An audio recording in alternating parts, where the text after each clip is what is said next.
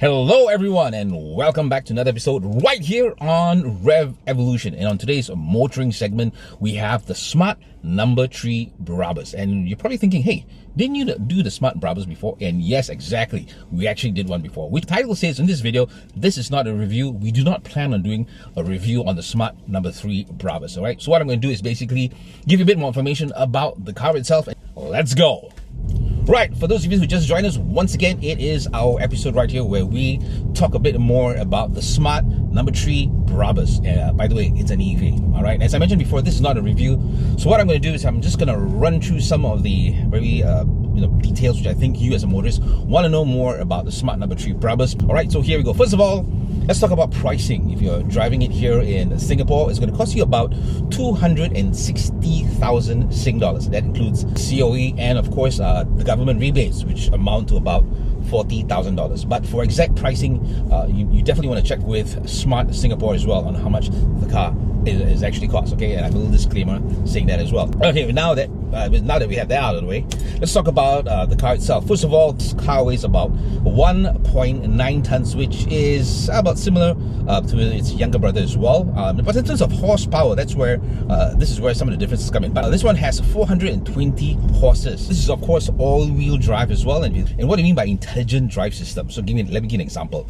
I'm taking a corner, and what happens is the power distribution as you take a corner is actually being adjusted by the car itself, which means that you get maybe more power on the forward wheels and less power on the rear, things like that. So whenever you drive, that's how the four-wheel drive system works, and that also kind of in the bigger picture also helps you to save power and fuel at the same time. In terms of battery, this comes with a 66 kilowatt per hour battery. In terms of speed, okay, for all you speed lovers out there, it does about 180 kilometers per hour. And you're probably thinking 180 is not really very fast, but hey, I mean, it's all about the drive, right? So for me personally, I don't really care about the top speed as well. And in power wise, besides it being 400 over horses, it has an astounding 543 Newton meters of torque, and this is really sports car territory. We're talking like Porsches and so on, right? So really lots of torque coming up on this car, and the fact that it is an EV, it is insanely fast. I'm not kidding you. I've got a number of people sitting in the car and they were like blown away at how fast this car actually takes off.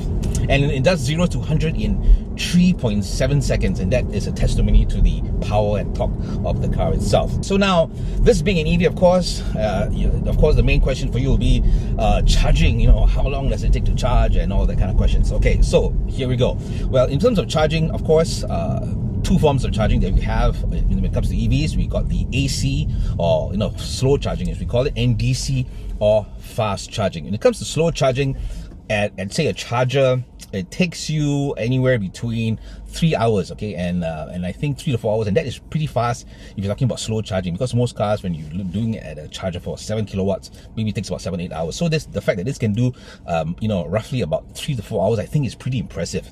And if you're talking about DC charging or fast charging as we call it, which means that give you an example, I'm doing it at a 150 kilowatt charging station, I can actually do it under 30 minutes, which means that I kind of pop the charger in, go grab myself a coffee, and before you know it, the car is fully charged as well. So DC charging and AC charging, these are the numbers basically planning on doing charging for your car itself. Now let's talk about drive modes, which both variants basically had, and of course things like your normal, your eco, comfort, and the fact that this guy and sports mode, of course, and of course that with the Brabus version of the smart cars, it comes with the Brabus mode. All right, that's really an awesome mode that you want to put the car in to really feel the true power of the Brabus itself. In terms of aerodynamics, the fact that this car, it has a lower center of gravity, it means it's more stable on the ground, and when you go fast, you don't feel so much of the car vibration from the steering wheel and all the other problems that associate with a car with the higher center of gravity. All right, and the fact that this is, of course, it has a big badge Brabus on it all over the car,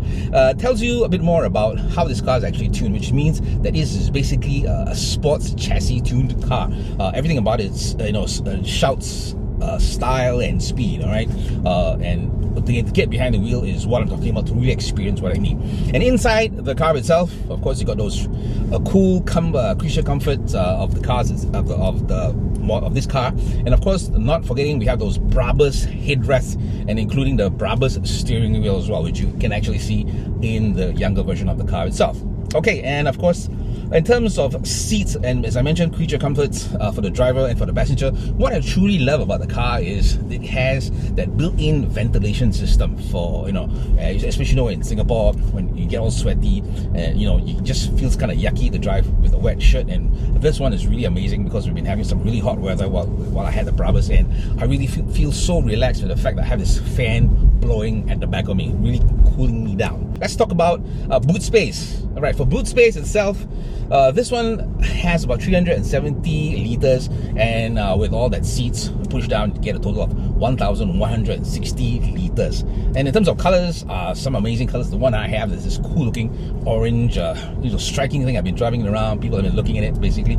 So 3 colors for you to choose from. And last but not least, when it comes to rims, this one comes with 20-inch sports rims, right? And I guess with all that information I've just kind of loaded you with, that kind of wraps up our really quick episode right here on Revv Evolution's motoring segment. And this is once again a good review, as I mentioned. That being said, that's all the time we have for you right here on Revv Evolution. Don't forget to smash that like button and subscribe as well to our channel as we bring you more episodes on motoring and lifestyle as well. And with that said, this is Renee signing off.